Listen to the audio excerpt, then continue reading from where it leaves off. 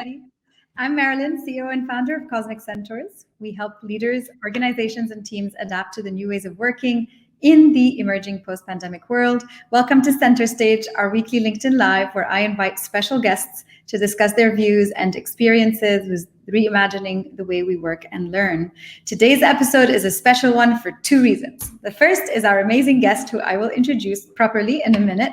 The second is this is our last episode of Center Stage for Season 1. We're going to be taking a few weeks break to reflect on this first year and return with a fresh perspective for Season 2.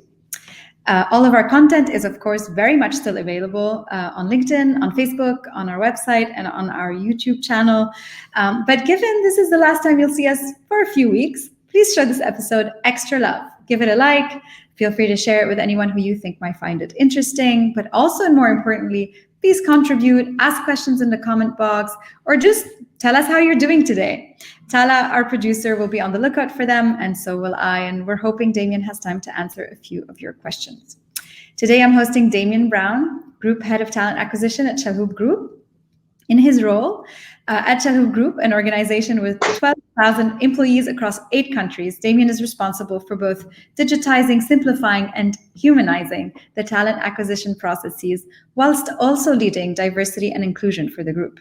He's passionate about the space, having spent 22 years in talent, spanning agency recruitment, executive search, HR consulting, and in-house talent acquisition, the last 11 years of which were based in the Middle East. Damian's career has also spanned both entrepreneurial startups, FTSE 100 organizations such as Capita, and Fortune 500 companies like Adecco Group and IBM.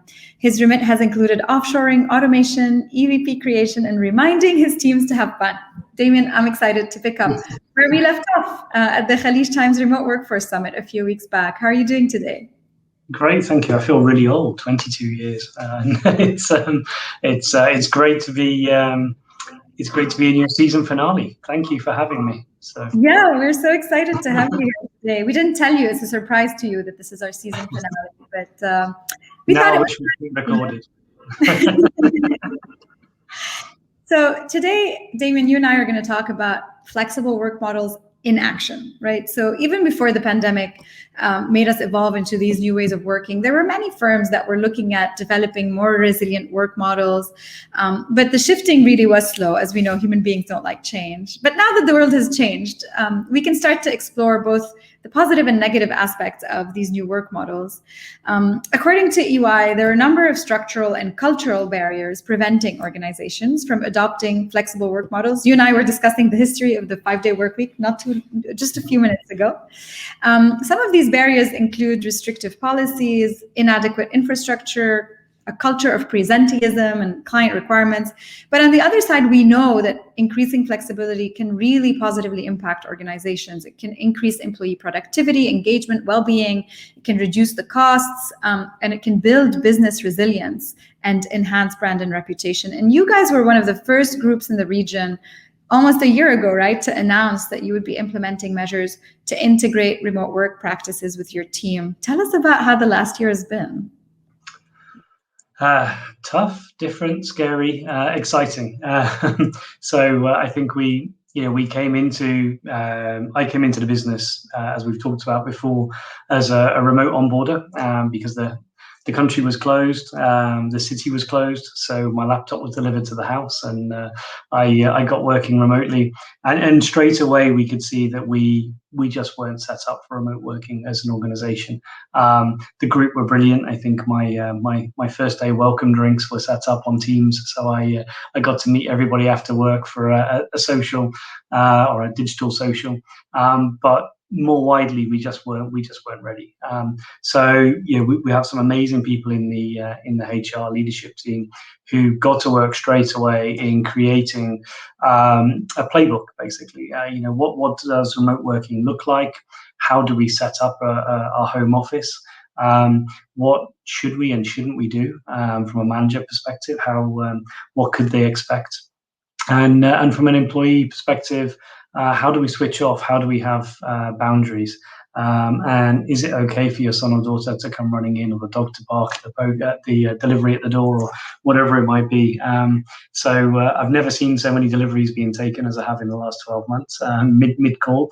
I'm sure people do it on purpose. They schedule it for 11:15 just to get them out of a pickle.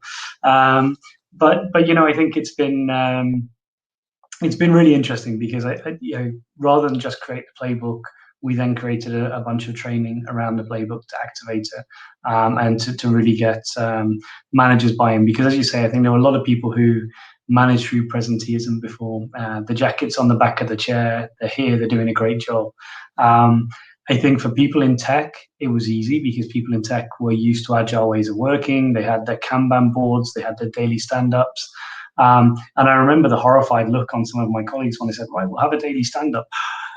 We've even got to speak to each other every day. So I think, changing those ways of working, integrating the new culture without touching your DNA was probably the challenge. So our DNA as an organization has always been very people-centric.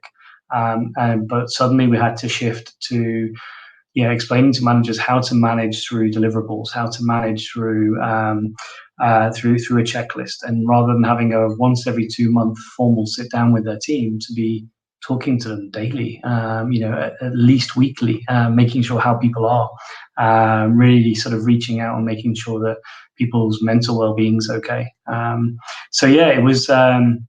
It was interesting, and I know you wanted me to share one of the stories about how we got there, because it was a labor of love when we were putting together a remote working policy.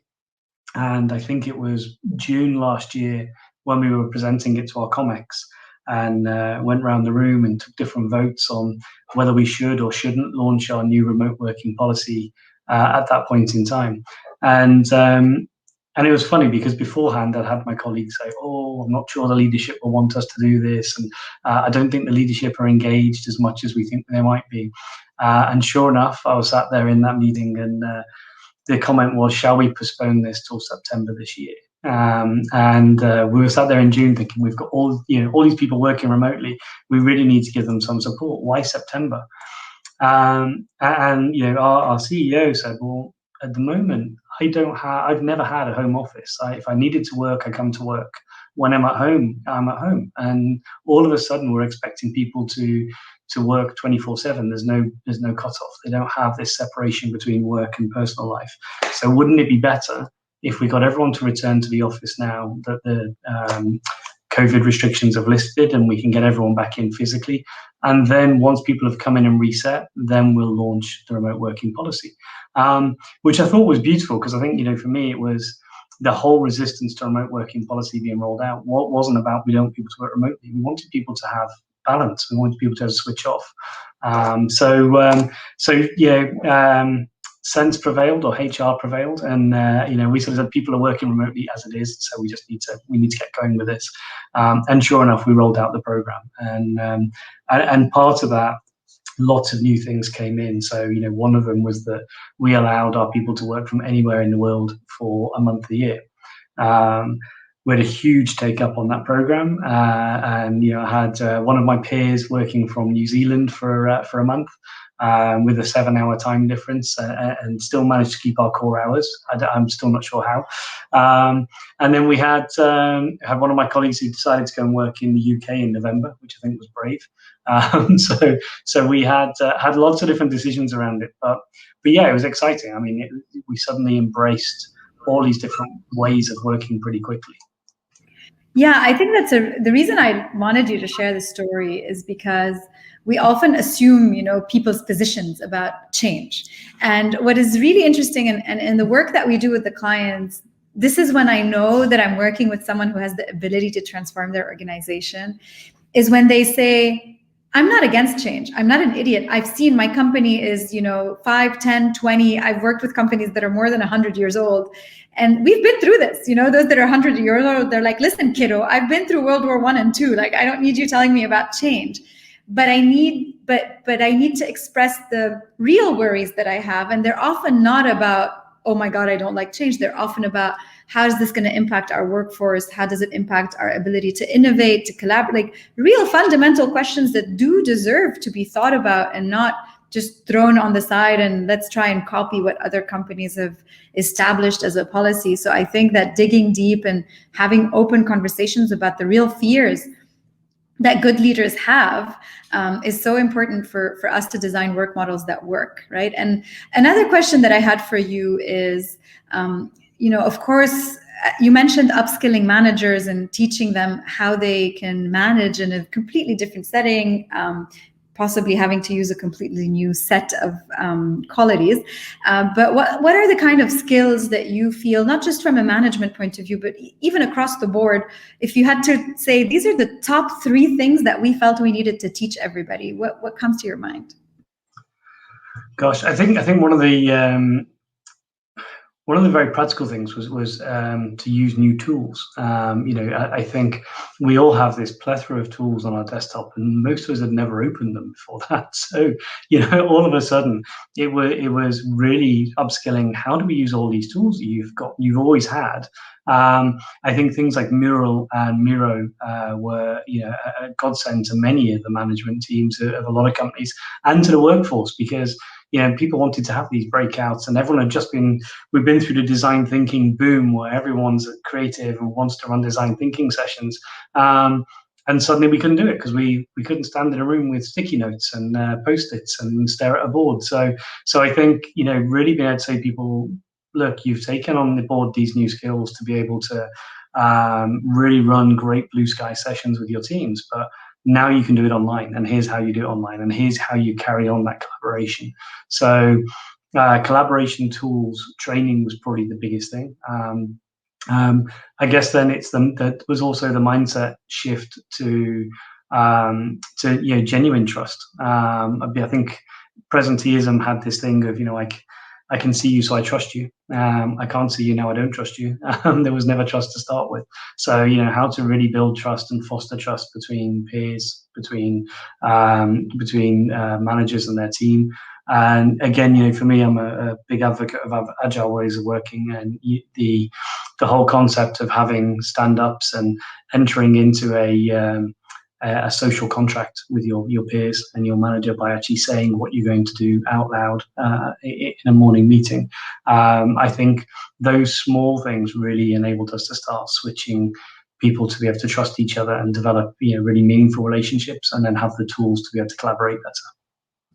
Yeah, I think those 3 are really incredible points. I just want to shout out, Mark says, looking good, Damian. So he's just sending you a few thumbs up. We have a question from the audience as well, which obviously I wanted to discuss with you, and we've kind of already touched upon. So I'll go ahead and ask it. Antoinette says, what has been the impact of the remote work program on productivity and employee engagement? How are you measuring those things? Yeah, brilliant. I think productivity we feel has gone up. I think from feedback from the business, from my colleagues, productivity has probably not been so much the challenge as the fear of burnout has probably grown for us, because productivity's gone through the roof. Everyone's kind of dropped their 2 hours of commuting time every day and replaced it with 2 hours extra of working time. People have probably had less reflection time in their day. So we've seen an impact, I think, on the human element. Productivity, great. The human side, I think we've really started to worry right now as to, how well are we embedding some of these practices, because are people switching off? And a lot of that comes to leading by example. I think if you send an email at 11 o'clock at night, then suddenly you're saying it's okay to send an email at 11 o'clock at night, and I'm still working at 11 o'clock at night. I think it's, I think that's been a big piece for us in terms of measuring it, measuring the impact. We ran surveys at the beginning of COVID to ask people, how many days a week do you think you need to be in the office to fulfill your role? I think something like 40% came back and said never, which was a huge surprise for us, because we're thinking, why are we employing all these people in the highest cost location in the world, basically, and paying housing allowances, et cetera, if you don't actually ever need to be here? I think that was an initial knee-jerk reaction, because when we ran the survey, again, the numbers changed somewhat. And I think it was people started wanting to gravitate to being back in the office and being back around their friends and peers. And I guess, we've got one of our great leaders, the head of Level Shoes. She's a GM CEO who's recently joined us, and she wants the workplace to be somewhere that people come in and have fun with each other and have fun with their colleagues. So, when you're building those kind of environments, then it suddenly swings. So we have some teams who come in 1 day a week, and they have a dedicated 1 day a week that the whole team comes in and gets together. We have other teams who are in 5 days a week because they feel they need to be, because they need the human contact. And my team in talent acquisition, they're often in still doing some interviews face to face. So my team tends to be in quite a lot. And then there are some teams who are completely remote, and it's really driven us to start looking at locations we'd never considered before. So we onboarded someone for data based in Thailand, and we don't have offices in Thailand. It had never been on the plan to have people based in Thailand, but this particular individual couldn't onboard during COVID physically. We onboarded them remotely. It went pretty well. They're part of our leadership team within data.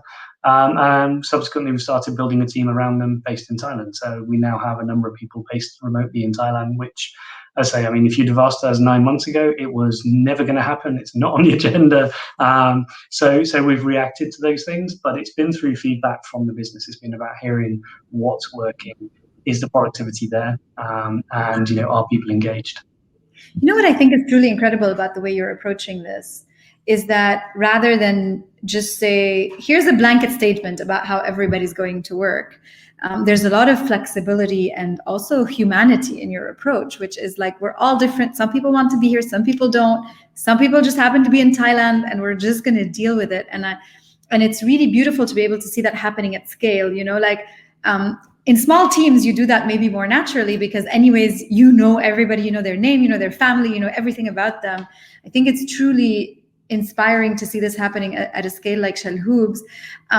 How do you think that this kind of individualization of work model, to some degree, if I could say that, how will that impact the way you work after the pandemic is behind us? Do you think you're going to be redesigning your offices? Tell me a little bit about that. Yeah, no, absolutely. I think, Marilyn, you've read the articles. It's out there that individualization, whether in TA, whether in the candidate experience, employee experience, that's been the holy grail for so many organizations. And I think we've been accelerated towards that so quickly. We didn't do it on purpose. It was an accident. I think that it helped that our DNA as an organization is very people-centric. So, it was always people first. And that wasn't a sticky note on the wall that we're people first. We genuinely mean it. And so it was working out what is best for our people, what is best for each division. We're a retailer still, so we have people in stores, so we still need people in stores. But those people were amazing when we had the first lockdown and we couldn't operate the stores. They were out helping with deliveries through the warehouse because they truly felt part of the whole ecosystem. So they supported our e-com activities by coming and supporting deliveries in their own cars sometimes. So, I think if you've got your culture right, then you can start to flex and you can individualize.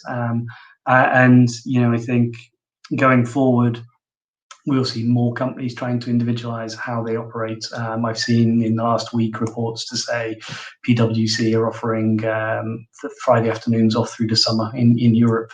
There's companies we were talking about earlier, the 4-day week trials. So I think companies will be looking at what's right for individuals going forward. For me, a 4-day week's not right. I've got, I probably I wouldn't know what to do with myself right now. So it is different for everybody. And I think as an organization, if you can embrace that, then that's probably the most important thing. I'll be honest, all of this culminated for us in an amazing annual seminar we just had last month. So in 2020, we had the Coca-Cola Arena in Dubai and brought together thousands of our top employees and leadership from across the group for our annual seminar. And it had always been a big physical event. This year, because of COVID, we switched, we went digital. We had a TEDx production. It was over 2 days, full true to TEDx format with small, short sort of segues between sessions. we were able to then have, I think we had 3,500 people log on. So it was far more inclusive. We got more of our organization together, and the feedback we had from the event was amazing. So, I mean, kudos to our internal comms team for the work they did in that. But it highlights what you can do with remote and what you can do with digital, and how you can still keep baking in and pushing the culture, even without being able to get together for one of those real big events like your annual seminar where you're setting your strategy out for the following year. I think that's truly incredible. And it's really interesting. I want to comment on that individualization piece, because coming from marketing as well, because I've always been on both sides. I've been on the human side and I've been on the external comms side. And I really think there's so much to learn from both sides. But marketeers have been trying to personalize, and have the technology, by the way, to personalize the way in which they engage with customers, down to individual preferences. The other day, I was having a conversation with one of our clients where they're having a hard time with their internal comms because the specific population of people they work with don't check their emails. Like, let's put it that way. And I was saying, look, we can put out a survey, they can select their communication preferences. And a lot of them had said, we just want a phone call. And they're like, how are we going to manage that? And I'm like, we can automate this. In the real estate industry, we had sales calls that start in an automated way. And if it's just about disseminating information, then we know how to individualize interactions. And even from like, how do we communicate culture, which is maybe the next question that I'd love for us to cover. Again, I'm always saying, like, we know how to communicate our brand to thousands of people we've never met. And yet we find it difficult to communicate our culture to people who we have infinite touch points with. And so what's your view on how you guys are continuing to do that? Again, it comes down to, I think, one of the things that we talked about on the last session together was, communicate. I don't think any company can over communicate in the current climate. But you're right, it's about the right channels. So as a group, again, with so many people who work, I think 85% of our population work in a warehouse or a store. So how many of them log in and check an email on a desktop or log into the intranet? So, we've deployed new technologies across the group to be able to reach out, and WhatsApp is how so many of them want to hear from us. So we have WhatsApp groups, we have SMS groups. But what we also do is where possible, physically bring people together.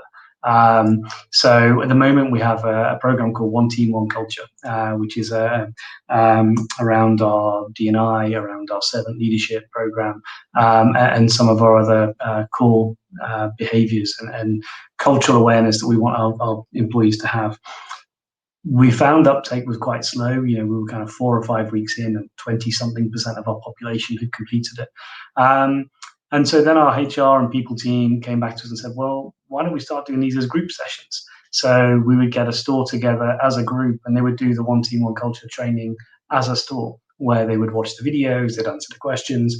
Then we'd do that with cohorts in the warehouse. So where we had these groups of people physically working together, why not pop up a screen, get them to train together, make it more interactive, rather than them having to lock themselves in the storeroom and spend half an hour in front of a screen.